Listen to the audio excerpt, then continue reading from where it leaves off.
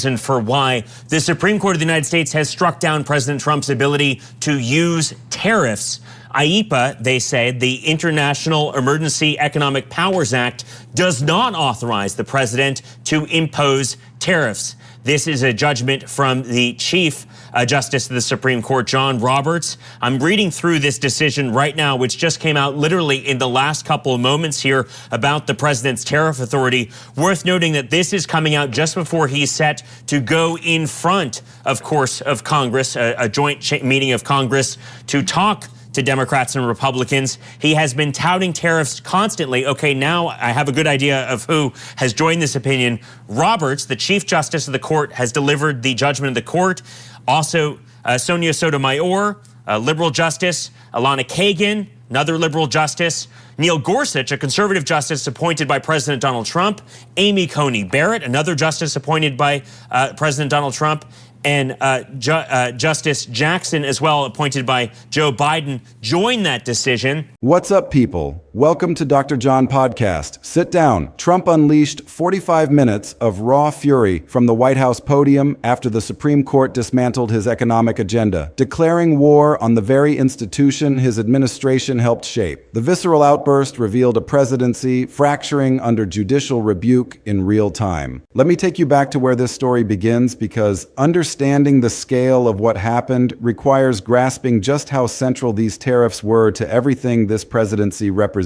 The entire second-term economic strategy had been built around a concept that sounded simple enough: reciprocal tariffs designed to level the playing field with trading partners who had supposedly taken advantage of American generosity for decades. The legal mechanism was a law from 1977 called the International Emergency Economic Powers Act. Worth noting that the two dissenting judges, Clarence Thomas and Kavanaugh, along with Justice Alito, all dissented from that decision. So pretty fascinating stuff there. The Supreme Court striking down President Trump's tariff policy, something that is not only likely to get a very strong response, to say the least, from President Donald Trump, but also could have a major impact on the current world order. The president imposing sweeping tariffs on nations all across the country, a baseline 10% tariff on countries. And just yesterday, President Trump was in Rome, Georgia, saying that tariffs is the most beautiful word in the dictionary, something he's often said since the campaign trail. He's had this full-throated embrace of tariffs, and now the Supreme Court striking down those tariffs just ahead of the president's most major domestic policy address. I'm just on the president's Truth Social account right now. No reaction from him yet, but we can expect a fairly strong reaction from President Trump, especially given, Steph, legislation that gave presidents sweeping authority to regulate commerce during national emergencies. Under this framework, the administration had unilaterally imposed what they called Liberation Day tariffs in the spring of 2025, effectively slapping duties on virtually every country that traded with the United States. This wasn't some minor policy experiment. This was the engine driving the entire trade war, the negotiating cudgel used to pressure foreign governments, the revenue source funding domestic priorities, and the central pillar of an economic vision that defined the administration's relationship with the rest of the world. The numbers attached to this tariff regime were staggering beyond comprehension. By the time the Supreme Court weighed in, the government had already collected upwards of $160 billion. And I'll let you weigh in here too. The fact that a number of the justices that President Trump appointed to the Supreme Court himself joined this decision with the Chief Justice of the Supreme Court, appointed by President George W. Bush, striking down the tariffs here. This, of course, going to have massive repercussions. Again, we can expect a very strong response from President Trump. These tariffs have largely been his idea, something that he has championed, he pushed through, in some ways steamrolling Republican members of Congress, including his own Senate Majority Leader John Thune, who has repeatedly told reporters like myself he's no fan of tariffs, but has been willing to go along with the policy because President Trump has felt so strongly about it. Now, this is probably just going to release a total tidal wave in how things turn around here, in just how the tariff policies could be unwound.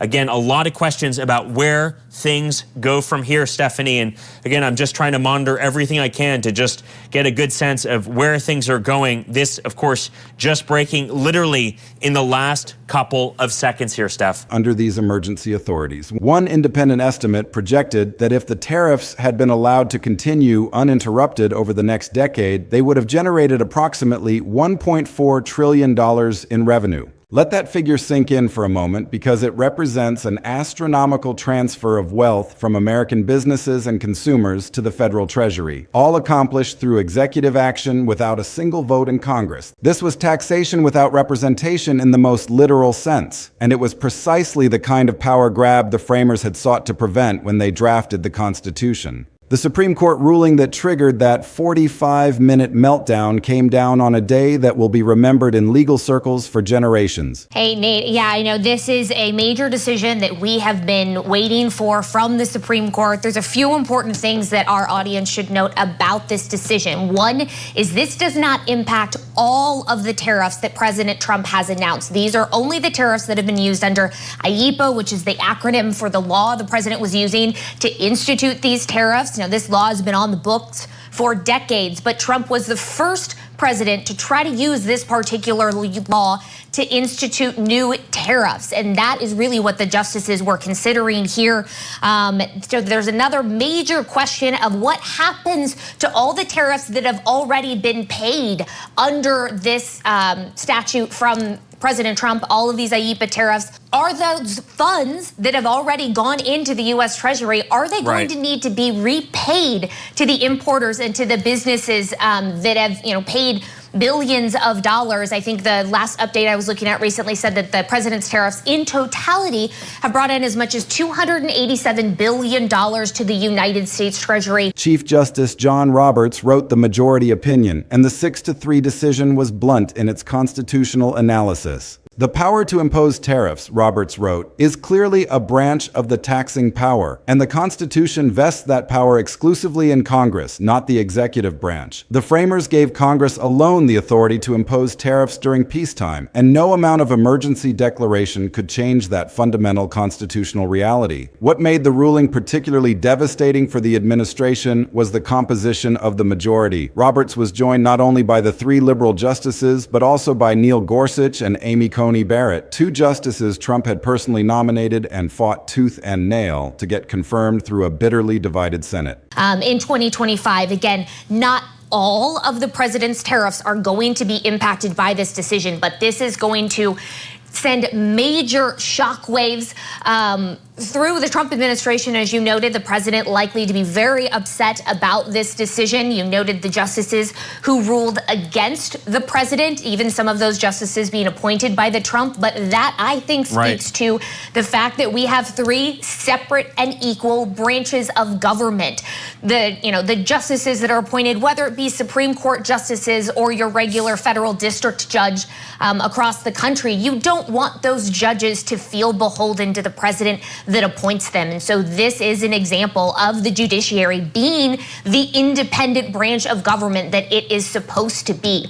I know we've got our legal affairs correspondent, Avajoy Burnett. I know she is in the office, and she, I'm sure, is pouring through this decision as well. And I'm anxious to get her take on what she reads out of this decision. But this is really just... The dissenting justices were Clarence Thomas, Samuel Alito, and Brett Kavanaugh, the 3 conservatives Trump had been most pleased with throughout his presidency. So the split wasn't liberal versus conservative in any traditional sense. It was justices who read the Constitution to mean what it says about congressional taxing power versus those who interpreted the law more permissively for executive authority. And Trump's response was to publicly shame his own appointees while praising the dissenters as examples of strength and wisdom and love of our country. He stood at that White House podium for 45 minutes and called the majority justices fools and lapdogs for the rhinos and radical left Democrats. He accused them without evidence of being swayed by foreign interests. He said he was ashamed of certain members of the court for not having the courage to do what is right for the country. Then he singled out Gorsuch and Barrett by name and told the cameras and reporters gathered that their ruling was an embarrassment to their families. He called them very unpatriotic and disloyal to the Constitution. When a reporter asked whether he regretted nominating them, he said he didn't want to answer that question, but made it abundantly clear through his tone and body language that the answer was yes. And if that wasn't enough, at a Republican congressional fundraiser weeks later, he spoke about the 2 justices without naming them directly and said they sicken me because they are bad for our country. The President of the United States stood before a room full of wealthy donors and told them that two people he elevated to the nation's highest court make him physically ill. This was not political rhetoric. This was something far more personal and far more disturbing. That same night, Trump posted a lengthy message on his social media platform about Gorsuch and Barrett. He wrote that he loved Justice Neil Gorsuch and called him a really smart and good man, but then immediately pivoted to say he voted against me and our country on tariffs in a devastating move. He wrote that he didn't want loyalty, but did want it and expected it for our country. He asked how he could reconcile Gorsuch voting against him and warned that our country can only handle so many decisions of that magnitude before it breaks down and cracks. The message was clear. These justices were supposed to be loyal to him personally, and their decision to follow their constitutional analysis rather than his political agenda was a betrayal that he would not forgive or forget. Now let's be honest about what we're actually dealing with here, because the headline might suggest literal implosion with walls caving in and staffers screaming in the hallways. What we actually have is two major court rulings within 3 weeks of each other that between them stripped the administration of its fastest economic weapon, forced potential refunds of over $160 billion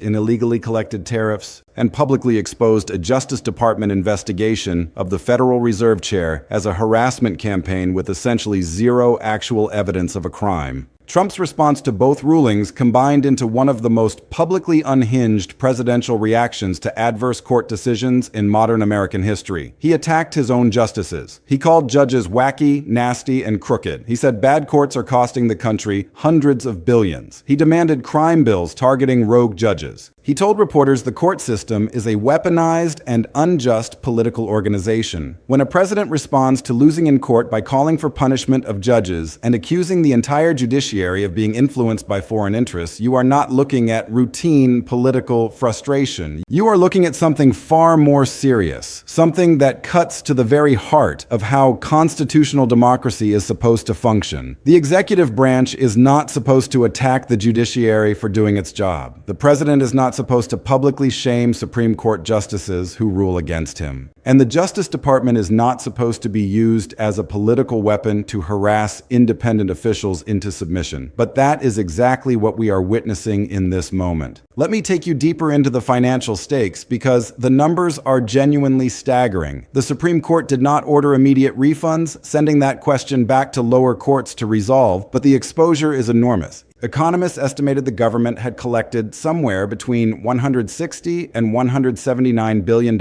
in tariffs based on the emergency powers since Liberation Day. More than 1,000 businesses had already filed for refund claims before the ruling was even issued. And after the ruling, that number was expected to grow significantly. Justice Kavanaugh, who dissented in the case, warned in his dissent that the refund process was going to be a mess. A Supreme Court justice warning in his own opinion that the practical aftermath of the ruling is going to be an administrative disaster. Because unpacking $160 billion in illegally collected tariffs across thousands of importers and hundreds of different product categories is a legal and logistical challenge of staggering proportions. Trump's response was to announce a new 10% global tariff under a separate legal authority, Section 122 of the Trade Act, within hours of the ruling. He announced plans to raise that to 15% the very next day. The White House social media account posted a message saying, "Keep calm and tariff on." But the reality underneath that defiant posture was far more complicated. The administration now had to scramble to replace an illegal $160 billion revenue stream, while refund litigation began piling up in courts across the country. This was not a confident administration pivoting to a new strategy. This was an administration desperately trying to paper over a catastrophic legal defeat with rhetoric and bluff. The tariff ruling stripped away the single fastest, most flexible tool the president had for imposing trade pressure. It required no congressional vote, no industry-specific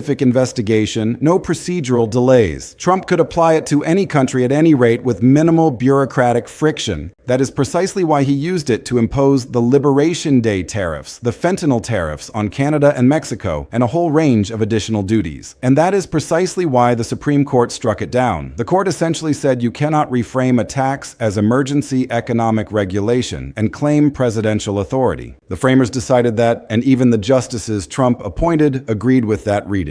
What he has left are slower, more procedurally demanding authorities that require specific investigations, specific findings, findings and specific country-by-country or product-by-product analysis. The trade war continues, but in a much more constrained and bureaucratically intensive form, and the refund exposure remains a legal and fiscal overhang that will be worked through in courts for years to come. Now let's bring in the Federal Reserve case, because this second ruling is in some ways even more damning than the tariff decision. Trump had been publicly and repeatedly attacking Federal Reserve Chair Jerome Powell for not cutting interest rates fast enough. He had called Powell a fool, threatened to fire him, pressured him in public statements. Then, in early 2026, the Justice Department issued subpoenas to the Federal Reserve Board of Governors as part of what it described as a criminal investigation of Powell tied to cost overruns in a building renovation project. The Fed's headquarters renovation had originally been estimated at $1.9 billion and grew to $2.5 billion. The DOJ issued grand jury subpoenas for documents related to that renovation and Powell's congressional testimony about it. Powell himself called the investigation politically motivated in a video message at the time. Republicans on Capitol Hill who normally defend the administration pushed back on this one, stressing the importance of Federal Reserve independence. Then a federal judge dropped a ruling that was devastating in its bluntness. In his written opinion, the judge said, "A mountain of evidence suggests the government served those subpoenas to pressure Powell into voting for lower interest rates or resigning to make way for a Fed chair who would." Then he said on the other side of the scale, the government produced essentially zero evidence to suspect Chair Powell of a crime. He added that the DOJ's justifications were so thin and unsubstantiated that the court could only conclude they were pretextual. He called it an improper purpose and quashed the subpoenas entirely. Let's sit with that for a moment because it represents something genuinely alarming. A federal judge said in plain language in a written court ruling that the Justice Department of the United States launched a criminal investigation with essentially zero evidence of a crime, and that the dominant purpose of the subpoenas was to harass and pressure the Federal Reserve Chair until he either cut interest rates or quit. The judge was essentially saying the DOJ was being used as a political weapon to coerce the head of an independent institution. This was not some fringe conspiracy theory. This was a federal judge making findings of fact based on evidence presented in court.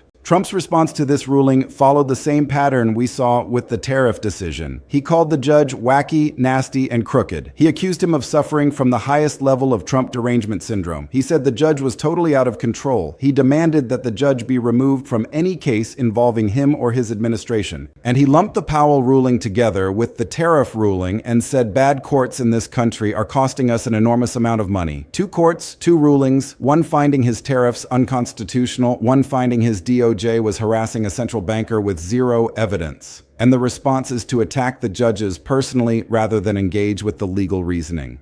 The judge in question is the chief judge of the U.S. District Court for Washington, D.C., appointed by President Obama. This was not the first time Trump had clashed with him. Earlier in the second term, the same judge had barred the administration from carrying out deportation flights under an 18th century wartime law after the administration tried to use it to deport Venezuelan nationals without individual hearings. The DOJ sought his removal from that case as well. So when the Powell subpoena ruling came down from the same judge, Trump already had him on his personal enemies list. And the attacks on this judge have a specific quality that is worth noting. Trump doesn't just criticize the legal reasoning, he calls him wacky, nasty, and crooked, and accuses him of suffering from Trump derangement syndrome. Those are not legal arguments. Those are personal attacks on the character and mental state of a federal judge exercising his constitutional function. When a sitting president calls a federal judge crazy and crooked in public because that judge blocked a politically motivated prosecution, the chilling effect on judicial independence is real and deeply concerning. Other judges see what happens to colleagues who rule against this administration. The administration's behavior signals that adverse rulings will be met not with legal arguments, but with personal attacks, removal requests, and demands for new crime bills targeting rogue judges. That is not a normal relationship between an executive and the judiciary. That is pressure, pure and simple, and it represents a fundamental threat to the independence of the judicial branch. Let me also give you the full picture of who was in the majority on the tariff ruling, because the composition tells you everything about why Trump was so furious. The 6-3 decision was written by Chief Justice John Roberts and joined by Gorsuch, Barrett, and all 3 liberal justices, Sotomayor, Kagan, and Jackson. Dissenting were Thomas, Alito, and Kavanaugh.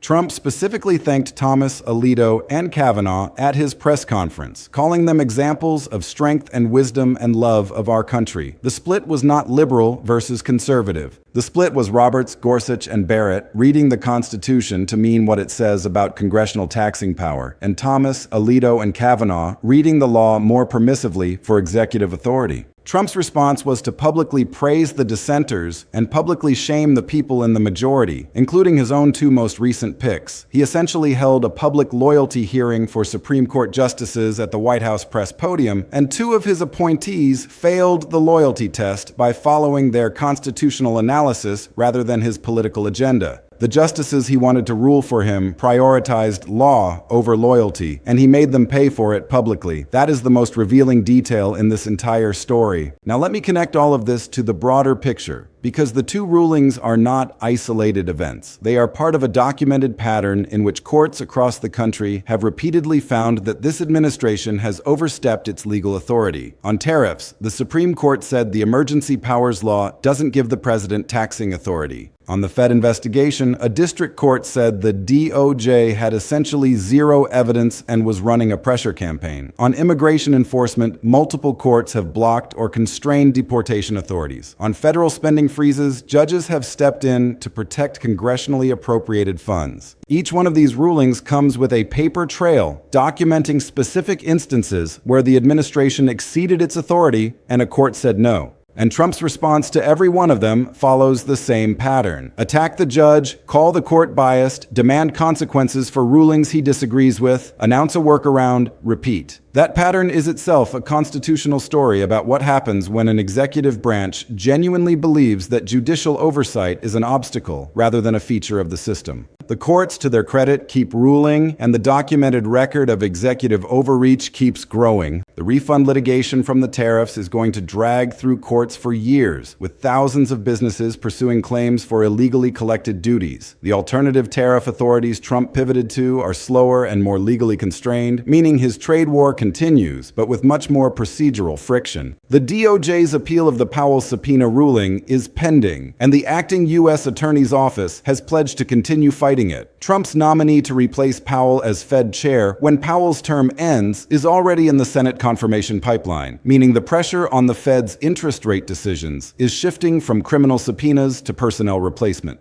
The broader pattern of courts blocking this administration's actions on tariffs, the Powell investigation, immigration, spending cuts, deportation flights, is accumulating into a documented legal record of an executive branch that repeatedly overreaches and repeatedly loses in court. Trump spent that 45-minute press conference after the tariffs ruling insisting the ruling was absurd and vowing to use other methods to maintain his trade agenda. The White House posted, "Keep calm and tariff on." He announced a new 10% global tariff and raised it to 15% within hours. That defiant posture is the political play designed to signal strength and momentum to his base. But the economic reality underneath the posture is more complicated. The administration now has to go back and do the slower, harder work of building tariff authority through investigations that require documented evidence of unfair trade practices, specific product-by-product or country-by-country analysis, and procedural steps that take months rather than days. Meanwhile, the refund litigation is running in the courts. The Powell investigation has been publicly exposed as pretextual with essentially zero evidence, and the Fed's interest rate decisions remain independent of White House pressure. The nightmare ruling is not just one bad day in court. It is the beginning of a very complicated and expensive legal and economic stretch. Stay locked in because the midterms are approaching, the court battles are multiplying, and the next time Trump attacks a judge by name on his social media platform is probably not very far away. And when it happens, you are going to want to understand exactly why it matters so much for the future of American democracy.